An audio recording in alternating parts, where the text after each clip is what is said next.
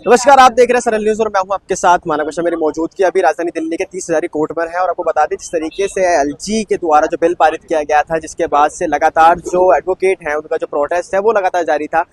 Bill के अंदर साफ तौर पे किया गया था कि जो पुलिसकर्मी हैं वो अब उनको कोर्ट आने की जरूरत नहीं पड़ेगी। वो अपनी जो बयान है वो अपने थाने से ही दे सकते हैं, वर्चुअल वीडियो कॉल के थ्रू भी, या फिर अगर बात की जाए तो मीटिंग के थ्रू भी वो अपनी जो गवाही है वो वहाँ पर दे सकते हैं। लेकिन अगर बात की जाए एडवोकेट्स की, तो लगातार जो इसका जो विरोध है वो लगातार करते हुए नजर आ रहे हैं। दिल्ली के तमाम जो जितने भी कोर्ट है उसके बाहर लगातार जो प्रोटेस्ट है वो किया जा रहा था। लेकिन आज हम लोग 30 हजारी कोर्ट पहुंचे हैं और यहाँ पर बात करेंगे। तमाम हमारे साथ में जो एडवोकेट हैं वो मौजूद हैं। सर, मैं आपसे शुरुआत करना चाहूँगा, क्या कुछ कारण है जिसकी वजह से लगातार प्रोटेस्ट जारी था और अब भी जो प्रोटेस्ट है वो रुकने का नाम नहीं ले रहा है?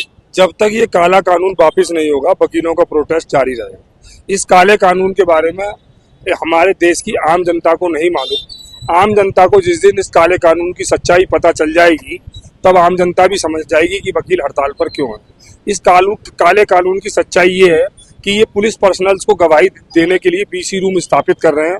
अभी दिल्ली में ट्रायल के रूप में स्थापित कर रहे हैं, धीरे धीरे पूरे देश में स्थापित करेंगे। बीसी रूम का पर्पज ये है कि ये जो भी पुलिस ऑफिशियल्स गवाह हैं, विटनेसेस हैं, वो यहाँ कोर्ट में विटनेस बॉक्स में ना आके वहीं से बैठ के अपनी गवाही को दे सकेंगे।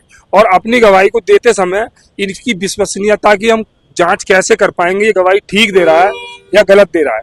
क्योंकि बीसी रूम में जो कवरेज होता है केवल इसकी मतलब आधी वीडियो का होगा इसमें कवरेज, और जो सामने फाइल खुली रखी है जहां से पढ़ के बोल रहा है वो सारी चीजें देख देख के कोर्ट को बता देगा।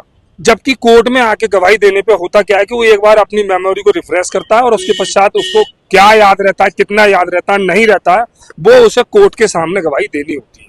और ये कानून जो है देश की जनता के जनमानस के हित में नहीं है।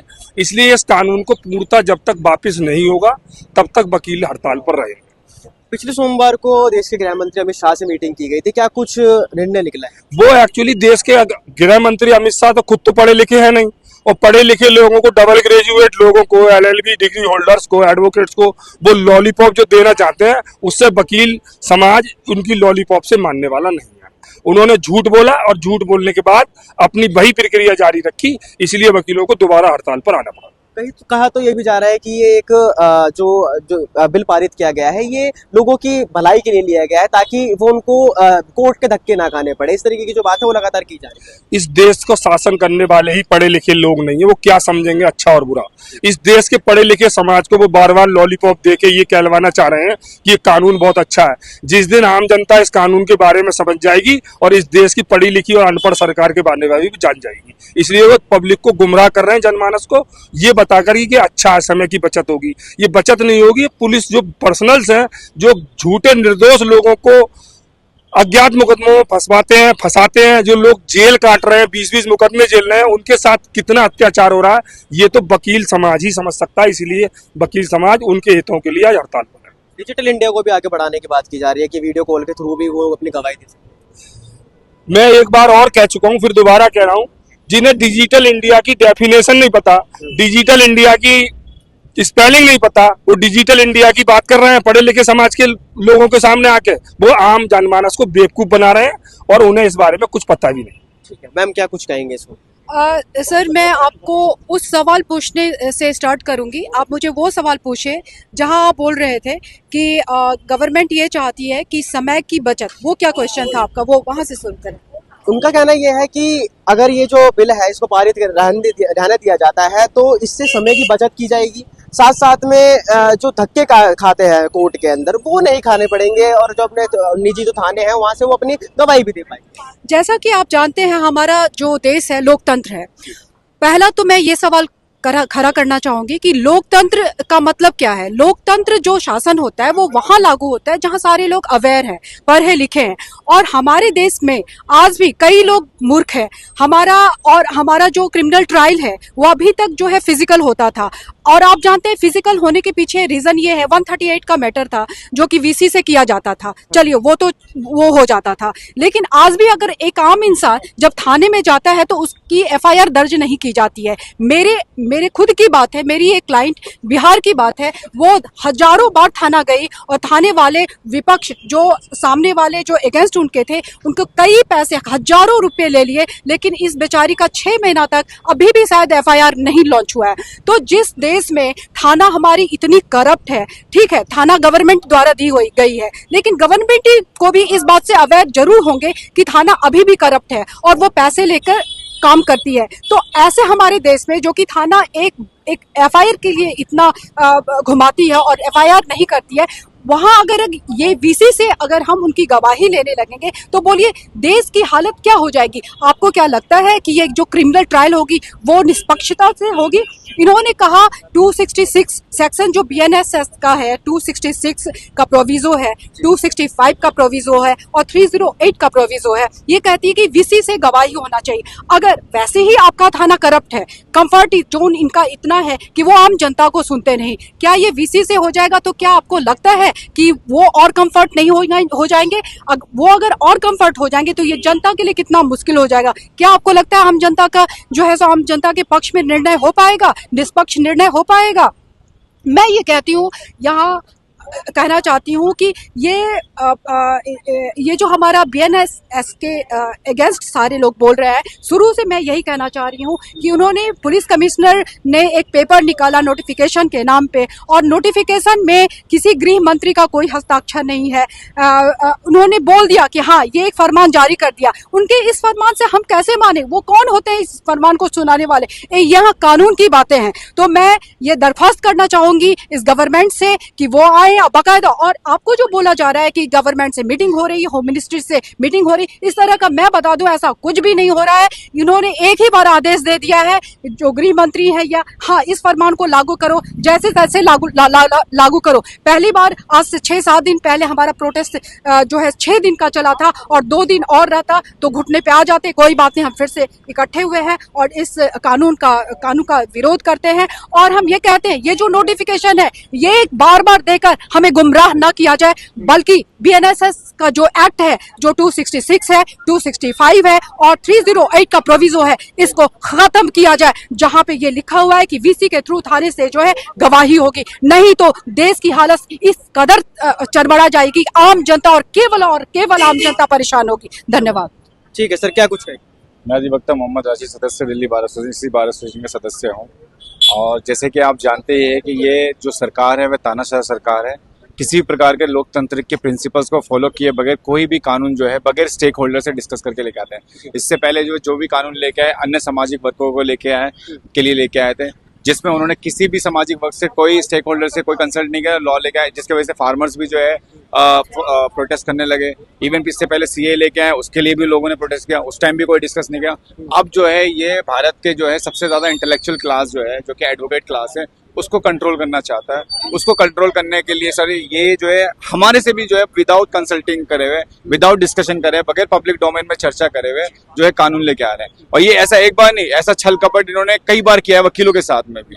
इससे पहले जो है फरवरी के अंदर में आपको याद होगा एडवोकेट अमेंडमेंट बिल 2025 लेके आए थे ये। उस वक्त भी कोई वकीलों से कोई चर्चा नहीं करी, कोई स्टेक होल्डर से कोई बात नहीं करी और आनंद फानंद में इन्होंने जो है बिल को जो है लॉन्च कर दिया जो है पब्लिक डोमेन में। उसके बाद जो है वकीलों ने पूरे देश भर के वकील की बात करूंगा 30,000 से उन्वान स्टार्ट हुआ और ऑलमोस्ट सारी कोर्टों में जो है स्प्रेड आउट हो गया। एंड देयर आफ्टर जो है वो इतना बड़े लेवल का व्यापक आंदोलन बन गया कि जो केंद्र सरकार है, जो नरेंद्र मोदी और अमित शाह की सरकार है, उस सरकार को एडवोकेट अमेंडमेंट बिल जो है प्रॉपर तरीके से वापसी लेना पड़ा।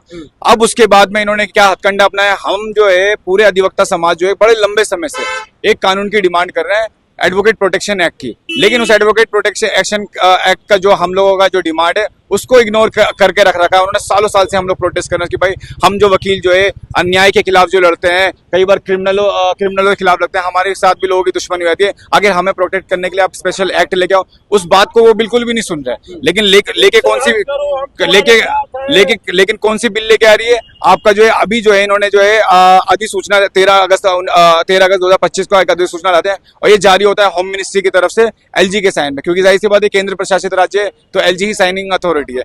अब ये होम मिनिस्ट्री के इशारे पे क्या कानून लेके आते हैं, ये कानून लेके आते हैं कि जो है आपकी जो गवाही है जो पहले ओपन कोर्ट में होती थी, सबके सामने होती थी, जिसपे फेयर ट्रायल का पूरा सबको विश्वास था कि अगर मान लीजिए कहीं पर किसी के ऊपर में कोई अगर एफआईआर दर्ज हो जाती थी तो कम से कम कॉन्फिडेंटली होकर ये कहता था, चाहे वो सरकार एफआईआर दर्ज करे या आम आदमी दर्ज करे, कि I will see you in a court, मैं आपको कोर्ट में देखूंगा। कोर्ट एक ऐसी जगह है जो निष्पक्ष जगह है जहां पर मुझे पूरी अपॉर्चुनिटी मिलेगी बात को रखने के लिए और मैं अपने आप को सिद्ध करूंगा कि मैं एक इनोसेंट हूं।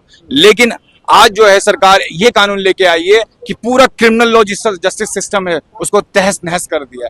ये वकीलों के खिलाफ में कम है, मैं तो एक सिपाही हूँ, आम लोगों के लिए के हितों के लिए लड़ता हूँ, लेकिन केस किस पे होंगे, आम लोगों पे होंगे।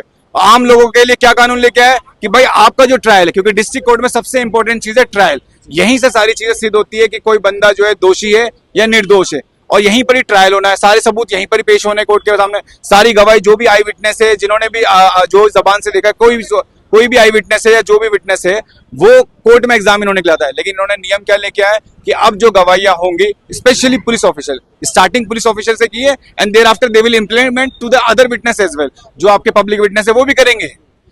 इन्होंने स्टार्टिंग करा पुलिस ऑफिशियल विटनेस जो है थाने से गवाही हुई, इवन इन्होंने डेजिग्नेटेड प्लेस भी बना दिया। 13 अगस्त के नोटिफिकेशन आप अगर 2025 का देखेंगे प्रॉपर तरीके से जो है मेरे ख्याल से अराउंड काफी सारे पुलिस स्टेशन उन्होंने डेजिग्नेटेड कर दिया। उस डेजिग्नेटेड पुलिस स्टेशन में उन्होंने ये नियम बनाया कि अब जो है इन्हीं थानों में बैठ के जो है पुलिस वालों की गवाही होगी, जो सरासर जो है कॉन्स्टिट्यूशन के अगेंस्ट में, आर्टिकल 21 के अगेंस्ट में, पर्सनल लिबर्टी जो हमारा आर्टिकल 21 कह रहा है, right to life and personal liberty, क्योंकि पर्सनल लिबर्टी अगर कर्ब होती है अगर कानून के द्वारा, तो अगर हम लोग फिर उस लिबर्टी को कर्ब जो होती है तो हम लोग उस कर्ब को खत्म कैसे करते हैं, अपने न्यायालय प्रणाली के पास में आके हम लोग उस पुलिस वाले के एग्जामिन करते हैं, उससे सवाल जवाब करते हैं। और क्यों हम इतने कॉन्फिडेंट होते हैं, मुल्जिम भी इतना कॉन्फिडेंट इसलिए होता है क्योंकि उसे पता है कोर्ट के अंदर आया है तो वो निष्पक्ष से सवाल पूछेगा। आखिर आप बताइए पुलिस स्टेशन में बैठ के क्या वो न्यायालय है? पहले वो न्यायालय में आते थे, न्यायालय की परिभाषा में पुलिस स्टेशन कभी भी नहीं आता क्योंकि ये एग्जीक्यूटिव मशीनरी है। एग्जीक्यूटिव मशीनरी और जुडिशरी दोनों सेपरेट ब्रांच है। इन्होंने क्या करा, एग्जीक्यूटिव मशीनरी में ही अपना जो है जुडिशरी ब्रांच भी डाल दिया। कैसे? क्योंकि आपने थाने को ही न्यायालय की परिभाषा में डाल दिया कि थाने से ही आपकी गवाही होगी, जो कतई कभी भी जो है निष्पक्ष नहीं हो सकती, कभी फेयर अपॉर्चुनिटी नहीं मिल सकती। थाने में बैठ के आप एक डीसी रूम में अगर ना तो उसको ये पता लगेगा कि मैं जो है पुलिस वाला अगर गवाही दे रहा है वो कभी भी उसकी पवित्रता को नहीं समझ पाएगा। जो सेंसिटिव होती है, एक इन्वायरमेंट होता है साइकोलॉजिकली, जब आप कोर्ट में आते हो एक साइकोलॉजिकल आप ओथ लेते हो, आप वहां पर वहां के इन्वायरमेंट से जो है पूरा का पूरा जो घिरे हुए होते हो कि भाई एक ट्रायल चल रहा है। पुलिस स्टेशन तो भाई उनका भाई राजशाही समझ लो, वहां पर वो तो अपनी मनमर्जी से कार्यवाही करते हैं, वहां कभी फेयर ट्रायल हो नहीं सकता। और सरकार ने जिस इस तरीके का जो ये नियम निकाला है कि पुलिस स्टेशन से गवाही, ये वकीलों के हित में नहीं, कॉन्स्टिट्यूशन के अगेंस्ट में, बेसिक स्ट्रक्चर के अगेंस्ट में। बेसिक स्ट्रक्चर हमारा ऐसे कि right to have a open trial, कि हमारा फेयर ट्रायल हो, ओपन ट्रायल हो, हमारा एक्सेस टू जस्टिस हो, हमारे पास में प्रॉपर अपॉर्चुनिटी हो कि हम पुलिस वाले के सवाल जवाब करें, वो थाने में कतई नहीं हो सकता। तो मैं ये कहता हूँ कि ये जो तानाशाह सरकार है इसको मैं चेतावनी दे रहा हूँ कि आपने गलत जगह पे हाथ डाल रहे हो। अन्यथा ये आंदोलन तो अभी यहीं तक सीमित है, ये आंदोलन हम बहुत बड़े लेवल पे लेंगे और तब तक लेके जाएंगे जब तक कि ये प्रॉपर तरीके से जो ये इन्होंने कानून पास निकाला है, बीएनएसएस के जो मैम ने जो प्रावधान बताया उन प्रावधानों में संशोधन नहीं हुआ था और भविष्य में जो है इस प्रकार का कानून नहीं लाएंगे, ये बात वो लिखित में थे। ठीक, धन्यवाद। तो हमारे साथ में तमाम एडवोकेट थे जिनका साफ तौर पे कहना है कि जब तक इस जो बिल पारित किया गया है इस पे अगर रोक नहीं लगाई जाती तब तक हमारा जो प्रोटेस्ट है लगातार ऐसे जारी रहेगा। बाकी इस वीडियो को लेकर के आपकी क्या राय है कमेंट सेक्शन में बताएं। देखते रहिए SRL न्यूज़। बहुत बहुत धन्यवाद।